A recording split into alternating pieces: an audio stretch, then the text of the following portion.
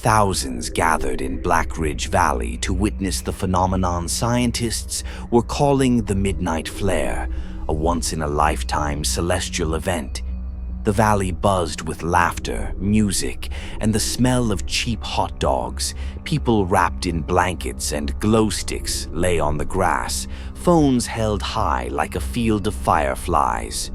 "Bro, this better be worth missing sleep for," said Daniel, juggling 2 paper cups of coffee.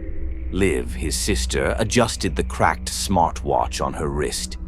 "You said that about the comet last year, and you cried when it turned out to be a plane." Daniel smirked. "It was a very emotional plane." Liv grinned. "You're emotional about everything. Remember the time you cried because Netflix asked, 'Are you still watching?'" He pointed a coffee cup at her. "That was an attack, not a question." They laughed, the kind of laugh that lives longer than the people who share it. At 12:03 a.m., the crowd counted down, eyes fixed on the sky.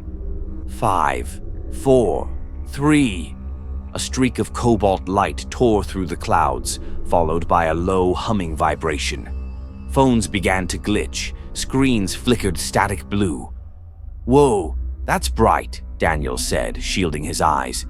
"Is it supposed to?" The world went silent. The sound didn't fade. It vanished.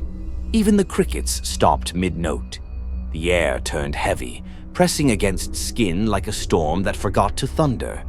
Daniel stood frozen, his coffee spilling in mid-pour, suspended in a slow, impossible arc. The crowd around them stood statuesque, faces tilted skyward, motionless. "Danny?" Liv whispered. Her voice sounded wrong, muted, hollow. She tried to reach for him, but her body wouldn't move. But then suddenly her smartwatch flickered, a crack of static zapping her wrist. The jolt burned like fire, but suddenly she could move again.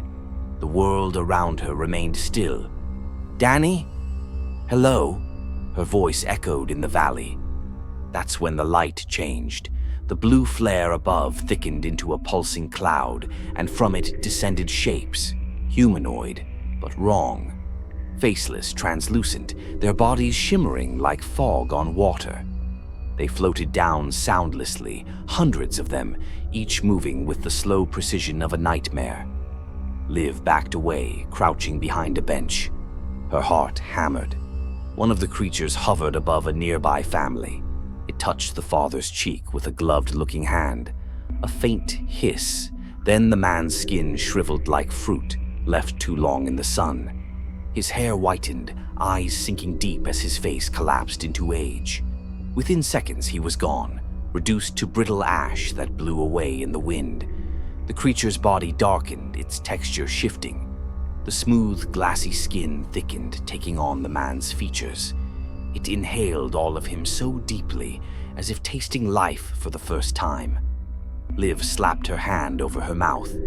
Another creature turned toward a child, its movements jerky, insect-like. Liv forced herself up. "Stop!" she screamed. "Stop it!" No one heard. She sprinted toward Daniel, gripping his shoulders. "Danny, wake up, please!" He didn't blink. The air around him buzzed with the same static hum. One of the creatures glided closer, its pale outline reflecting in his open eyes. "Don't you touch him!" Liv shouted. It didn't understand, or it didn't care. Its hand met Daniel's cheek. He exhaled once. His skin cracked, darkened. His youth poured out like smoke, leaving behind a hollow shell. Liv screamed. The creature froze, then turned its newly formed face toward her. Her brother's eyes, her brother's mouth, but twisted into something older, hungrier. "Liv," it whispered in his voice. She ran.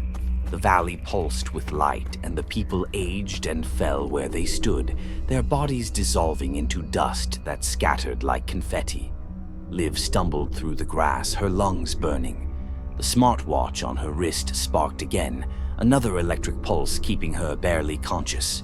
She collapsed behind a parked van, clutching her chest. The sky flared once more, a final blinding burst, and then darkness. By dawn, the valley was silent. Thousands lay where they had stood, reduced to withered corpses. The grass shimmered with ash. News drones arrived first, followed by the authorities and hazmat teams. The official report called it a radiation anomaly, a freak event, unexplained but contained. In a hospital room overlooking the valley, Liv was lying. Her hair had turned white, her hands lined and trembling, an old woman trapped in a young girl's hospital gown. She gripped the nurse's wrist weakly. "They're coming again," she whispered. The nurse smiled politely. "Of course, dear." "Just rest now," Liv tried to nod, and then she glanced toward the window. Outside, in the reflection of the glass, stood a figure with no face, watching. Please like and subscribe.